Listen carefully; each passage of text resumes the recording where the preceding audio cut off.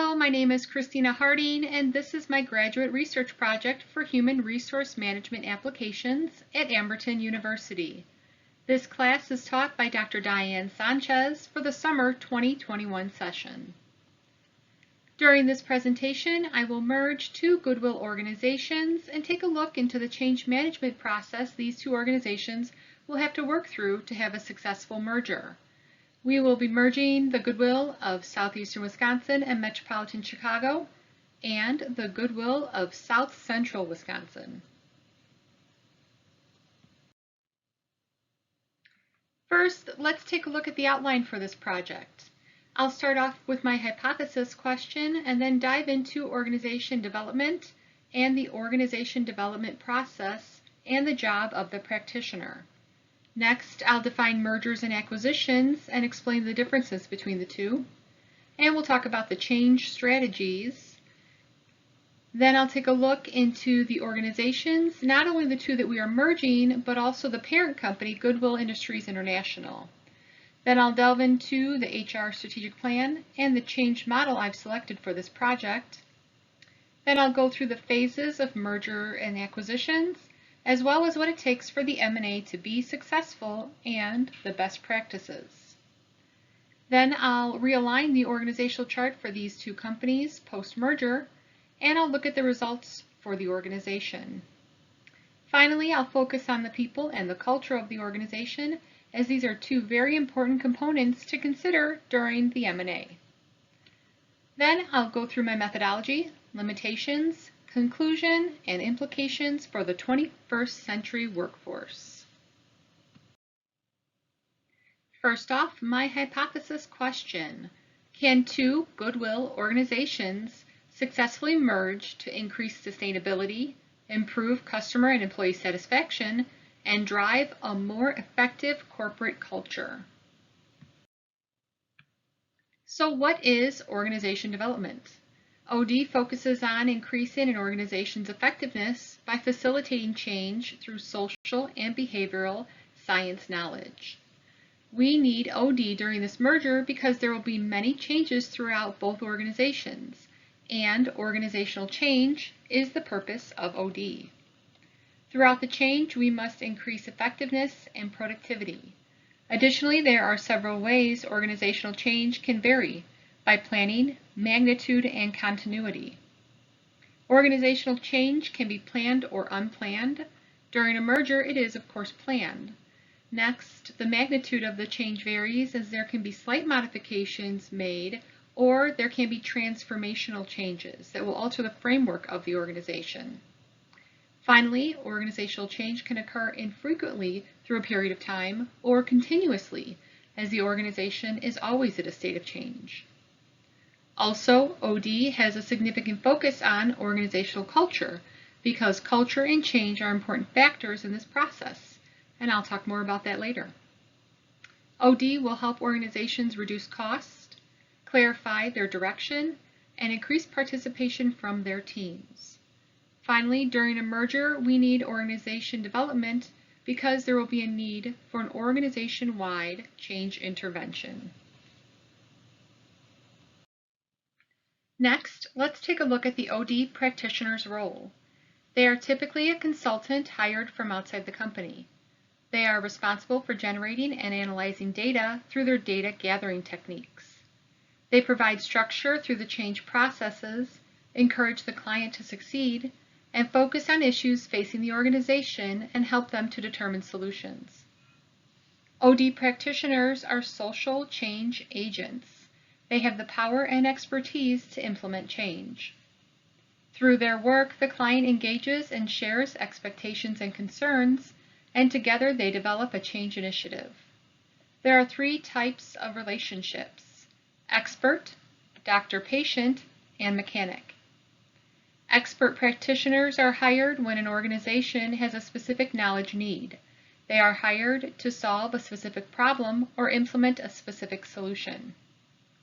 In the doctor-patient model, OD practitioners will ask various questions to determine and diagnose the client's problems. The practitioner will then prescribe a solution. Finally, in the mechanic model, the client knows there is an issue, though not necessarily what it is. They just want it fixed. The practitioner then comes in and solves the problems without much assistance from the client.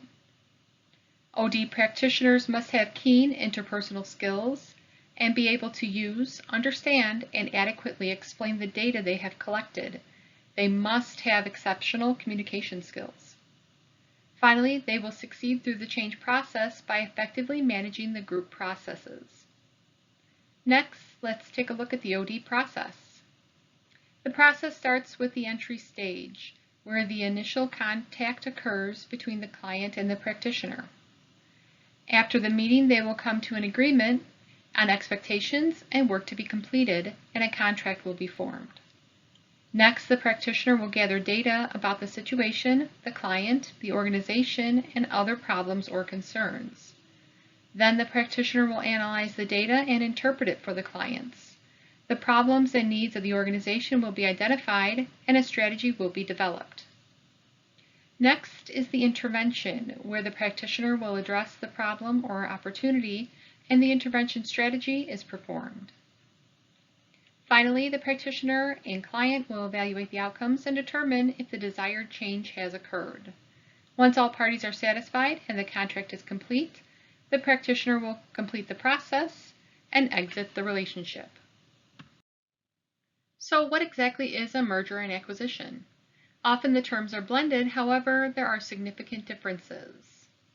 A merger is when two companies combine. This is often a friendly transaction. Once combined, a new organization is formed. There is new ownership and a new management structure formed too. In a merger, there is no cash exchanged, as one organization is not purchasing the other.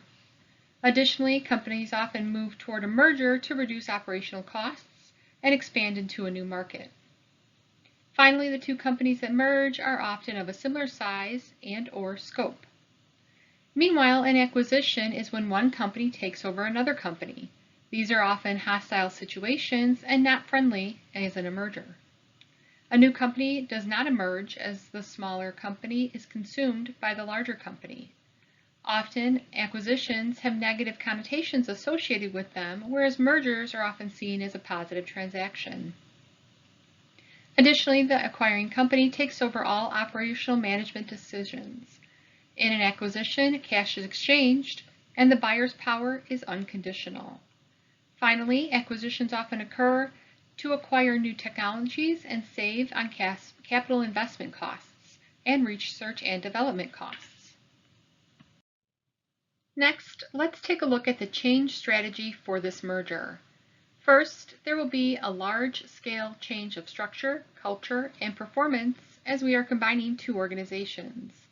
We will need a significant commitment from our team to succeed in change. And we will need involvement from various employees and participants, as this is not just a process concerned with the executives and leadership.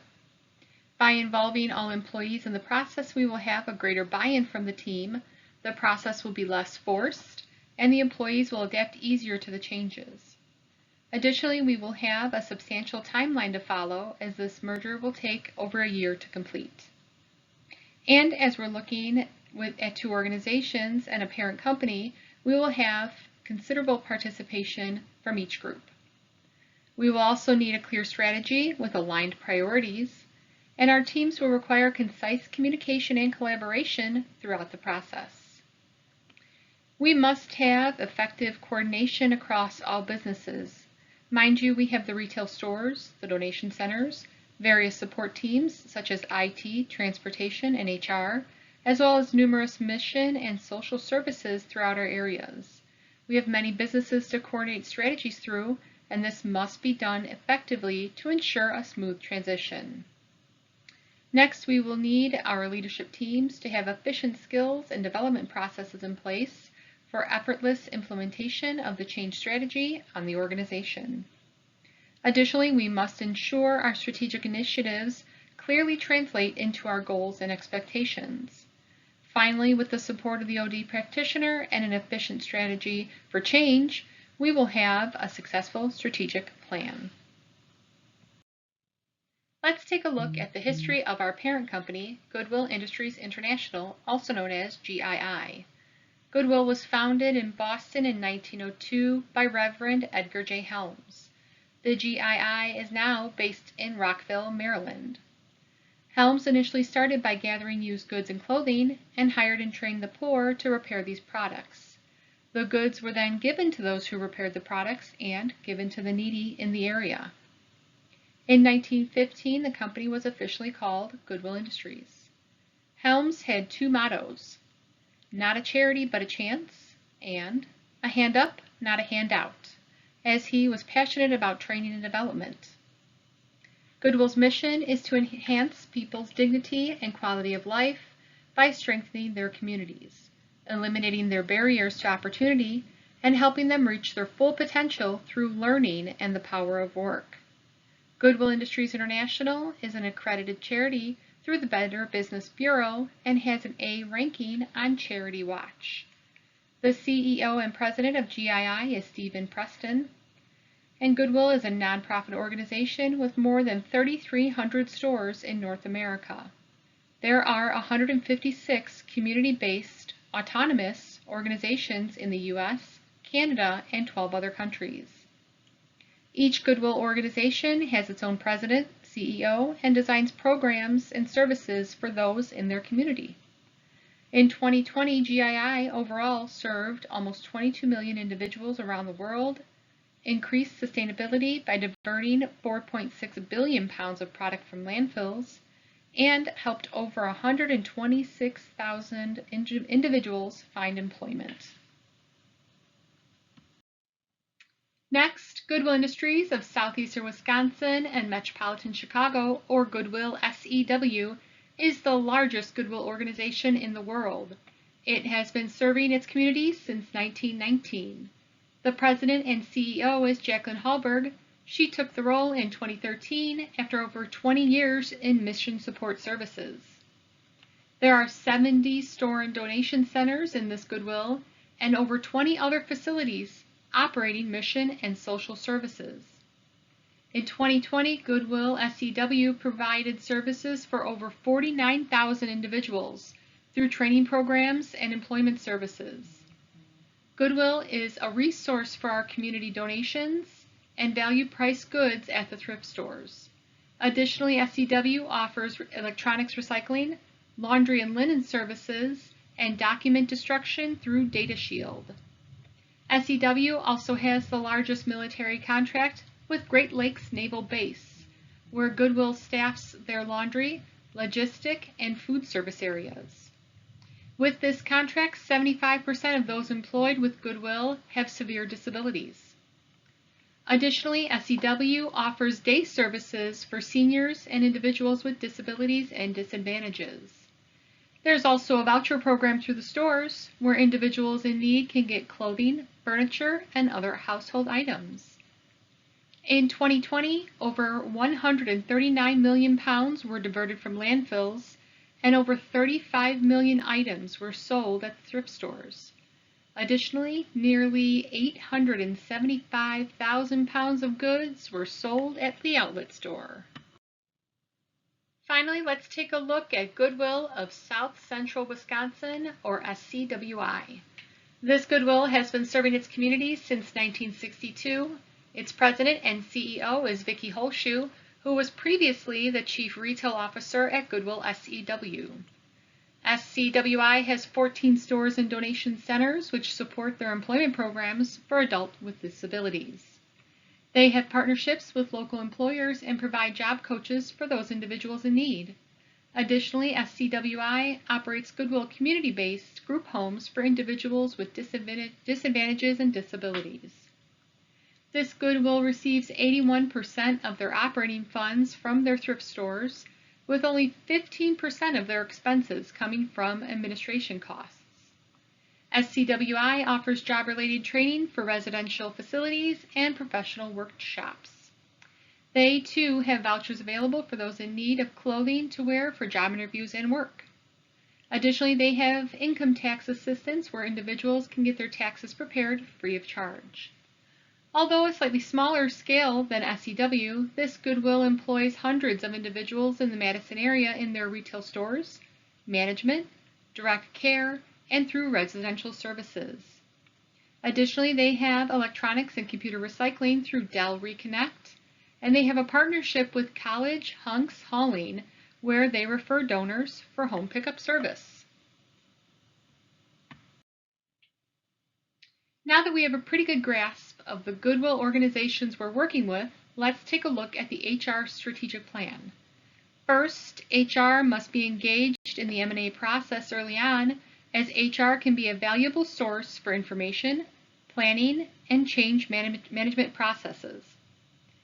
This planning must fulfill the fundamental purposes of the organization, as the strategic plan will establish and clarify those purposes, determine objectives, and decide what strategies to pursue. Decisions will be made regarding the vision, direction, and action plans to achieve the desired results. Additionally, the mission, purpose, goals, and objectives will be discussed. We will conduct analysis to determine the organization's readiness for change by understanding the values and priorities of each organization. We will use a SWOT analysis to diagnose the current situation in each organization, and then the strategy will be formulated, the design will be planned, and the change will be implemented. During this process, HR will keep a keen focus on its people, as people are the key factors in any organization. Additionally, HR will assess the current culture of both organizations to determine how they will integrate. HR will also determine compensation and benefits after the merger, training and development opportunities, as well as talent management practices. Throughout every step in this process, there must be clear, consistent communication, as that will be essential to the success of the strategic plan. HR will also be responsible for the people perspective, as we must blend the organizations effectively and humanely. HR will manage layoffs, separation, and severance pay, as well as any legal concerns during the process. Finally, the HR strategic plan will address and manage any ethical concerns that arise during the M&A. Next, let's take a look at the Nadler-Tushman congruence model.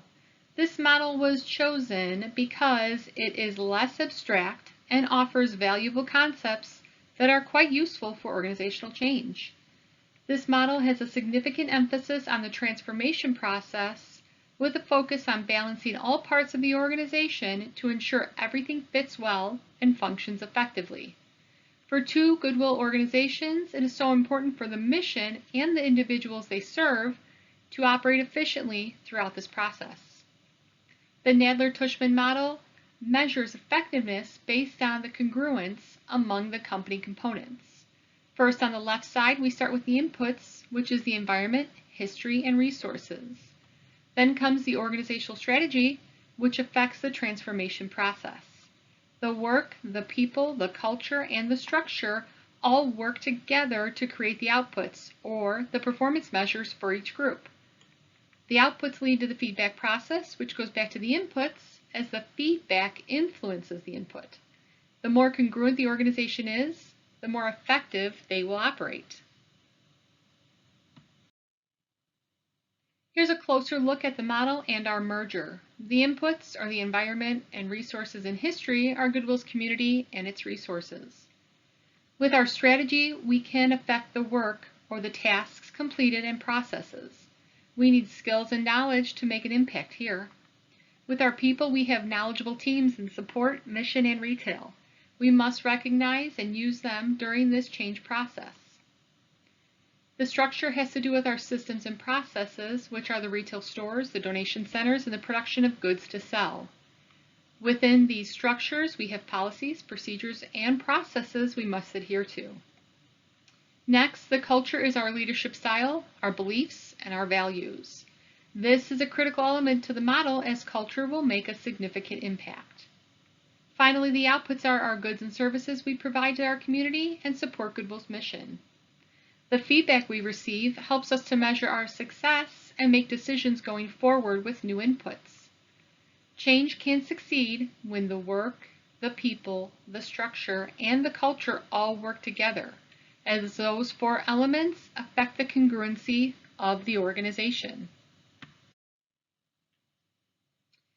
Next, the M&A stages. First, we have the pre-contract stage. Here we will assess the culture by looking at the corporate philosophies, goals, and vision.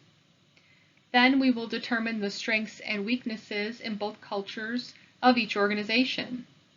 We will evaluate the top management structure and function and analyze their effectiveness in their decision-making processes.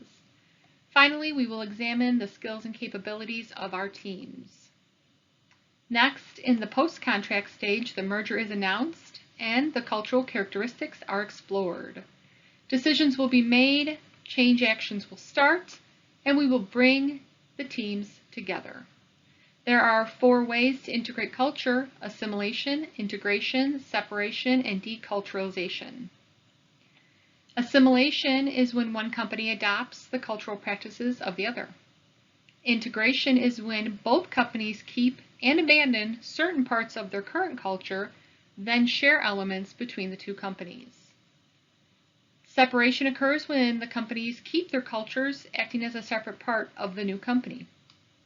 Finally, deculturalization is when one company gives up its culture yet is unwilling to adopt the other company's culture. Both parties in the M&A must recognize, share, and accept the perception of the contracts of the terms. Finally, in the post-combination stage, the organizations are legally combined and the cultural integration work begins. The organization will support and guide their new teams and help them cope with the cultural changes. They will communicate, educate, and adopt the changes of the vision, strategies, and goals as they have effectively integrated the organizations. As we've all read, 50 to 75% of all M&As fail to achieve their strategic objectives. Why is this? How can we achieve success through our M&As? First, we must not neglect the cultural factors affecting our organization. We must have responsible, reasonable expectations about the development processes and role changes, as well as the leadership style and decision-making processes. Additionally, we must operate with our goals in mind and with awareness of how the changes will impact our people. Because our people are the key, successful M&A integration depends on our people working with us through the process. Often when companies fail, they are too focused on financial and strategic aspects when there needs to be a greater focus on the people and the culture. We want to retain our top talent by identifying them and effectively integrating them into the new organization. We know mergers cause disruption. We must be ready for that and find ways to keep the team focused on productivity and boosting morale. Communication is essential. We must present a clear strategy throughout the whole process. Our communication must be timely, appropriate, and continuous. Finally, we must have a strong employee commitment to have a successful merger. Next, let's take a look at some best practices. First, we need to develop a plan, communicate it, and follow through. We want our employees to believe in us and know that we hold ourselves to our word. We must continually assess the culture and progress throughout the merger.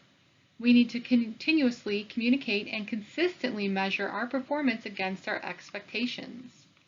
We will focus on the priorities and our high-value aspects of the change, and we will celebrate each success and prioritize initiatives with the greatest impact on our staff.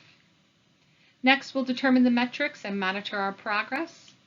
We will realize cultural integration as a timely event, and it must not be rushed. We will have consistent teamwork throughout the merger and post-merger activities. And we will ensure HR is early on in the process and throughout to ensure stability and a consistent connection with our teams.